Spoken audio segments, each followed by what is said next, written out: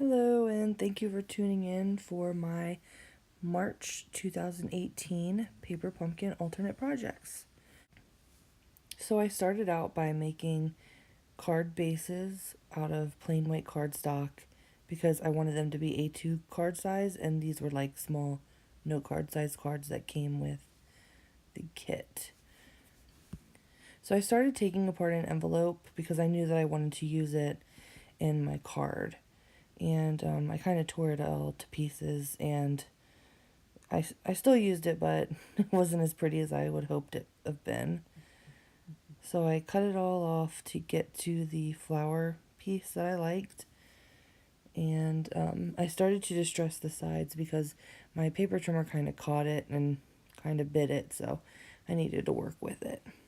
So then I needed to take it down just a little bit so it would fit on my card base. I used my Tim Holtz paper distresser to kind of make all of the edges of this little seed packet look really worn and distressed.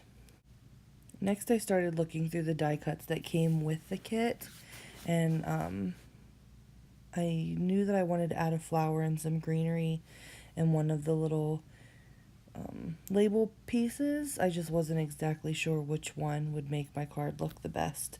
So here I'm trying to decide what layout I like the best. So I really futz around with how this flower will go on the card itself. And I thought that first label I had was a little bit too small, so I decided to go with the bigger label and just kind of off-center my sentiment down to one bottom side. And I went ahead and I flipped the label over so that it was on the white side and not the off-white side, because my card base itself was white, so I wanted it to all match. And anytime I get a new stamp that has never had ink on it before, I try to do a couple test stamps to make sure that it'll pick up ink or that there's no defects in it before I put it on my card itself. I also knew that I wanted to add some of the purple ribbon that came with the kit, so I just decided to throw a little bit onto the bottom there. To get the ribbon to stick down, I just used some glue dots from my stash. I didn't use the glue dots that came with the kit. And again, I used my glue dots to put my little label into place with my sentiment on it. I cut that first row of dimensionals in half. I feel like they go a little bit longer. You don't need a whole dimensional on some things, so just kind of my smaller bits, I'll cut them in half and feel like I get a little bit of extra use out of them. So added the little flower and the little greenery on, and get to a place that I'm pretty happy with, and I go ahead and I add some of the enamel dots on to finish this card up.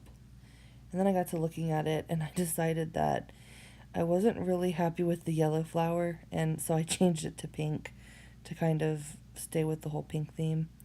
And then I added some Wink of Stella onto the flower and the leaves to kind of make it shimmer.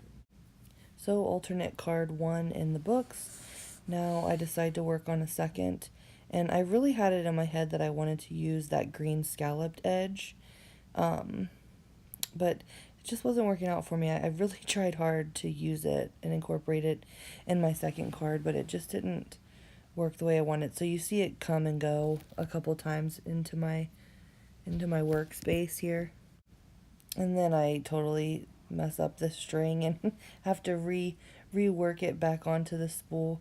I got a little carried away and pulled the wrong end and should have stopped but didn't, but it's fixable. So after I got my twine back on my spool there, I wrapped it around 3 times onto the little card piece, and bring in that green piece one more time, try to figure out how I can work it in.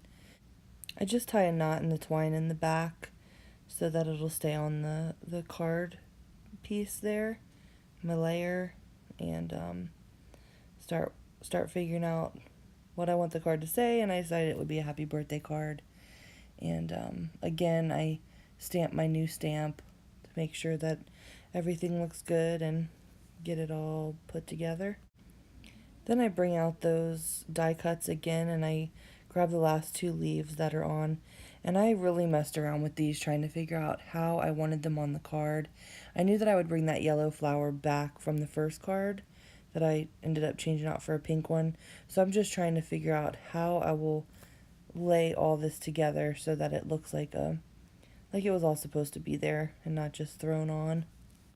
So once I get the flower and the leaves laid out the way I'm happy with, I decided the white border was a little too empty, so I went ahead and grabbed the little flower stamp, and I decided to make my own kind of DSP, if you will, by stamping on some Daffodil Delight, I believe, just around the border of the card, kind of off, and I'll rotate the stamp every once in a while so it's not like the same image, so it's kind of got some movement. And I was really happy with how that broke up the white and kind of brought in that yellow from the stripe that I added to the little pink card part. Then comes the fun reassembling, trying to remember how exactly you had everything laid out. And again, I used my cut in half dimensionals, so I feel like you get a little bit more mileage out of them. Just cut up the remaining dimensionals I had out from the little strip that I cut off of the big sheet to my leaves and get them all placed back on where I wanted them and call it a day. After I got everything back in place how I wanted it, and I was happy with the placement of the flowers and leaves, I went ahead and got some gemstones and used my alcohol Stampin' Blends markers to give those a little bit of some yellow to match the yellow on the card, and randomly placed them on the front. And then I went ahead and got my Wink of Stella back out and slapped some more of that on the flower and the leaves just to give it a little bit of a shimmy. And overall, I'm pretty happy with my 2 alternate cards.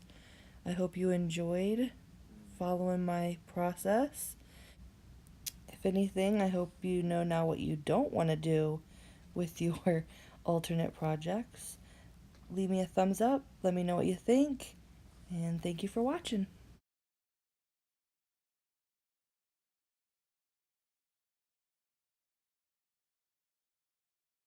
It's amazing. Thank you for watching.